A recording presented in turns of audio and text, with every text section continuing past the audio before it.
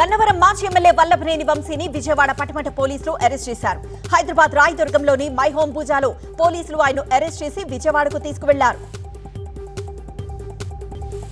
నిన్న విజయవాడ నుంచి హైదరాబాద్ కు స్పెషల్ టీం తెల్లవారుజామున 5 గంటలకు వల్లభనేని వంశీ ఇంటికి వెళ్లారు.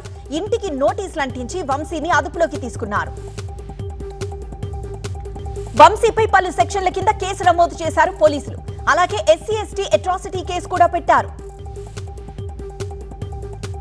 గన్నవరం టీడీపీ కార్యాలయంలో కంప్యూటర్ ఆపరేటర్ గా పనిచేస్తున్న సత్యవర్ధన్ ను కిడ్నాప్ చేసి బెదిరించినట్లు వంశీపై ఆరోపణలున్నాయి. టీడీపీ కార్యాలయంపై దాడి కేసులో వంశీ నిందితుడిగా ఉన్నారు. అయితే ఈ కేసులో ఇటీవలే ట్విస్ట్ చోటు చేసుకుంది.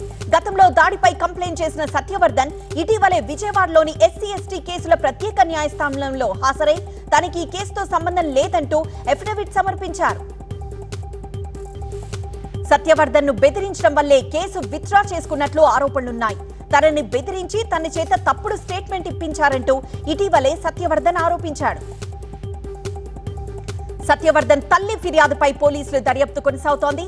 నిన్న విశాఖలో సత్యవర్ధన్ ను అదుపులోకి తీసుకున్న పోలీసులు ఇవాళ వల్లభనేని వంశీని అరెస్ట్ చేశారు. ఇవాళ విచారణకు రాబోతున్న ఇదే కేసులో తాను కంప్లైంట్ వెనక్కి తీసుకుంటున్నట్లు అఫిడవిట్ దాఖలు చేశారు సత్యవర్ధన్. అయితే కోర్టు విచారణకు ముందే ట్విస్టులు చోటు చేసుకోవడంతో విజయవాడ స్పెషల్ కోర్టు తీసుకునే నిర్ణయంపై ఉత్కంఠ నెలకొంది. గన్నవరం టీడీపీ కార్యాలయంపై దాడి కేసులో 35 మంది ముందస్తు బెయిల్ కోసం 10 మంది రెగ్యులర్ బెయిల్ పిటిషన్లు దాఖలు చేశారు. కాసేపట్లో కోర్టులో ప్రొసీడింగ్స్ మొదలు కానున్నాయి.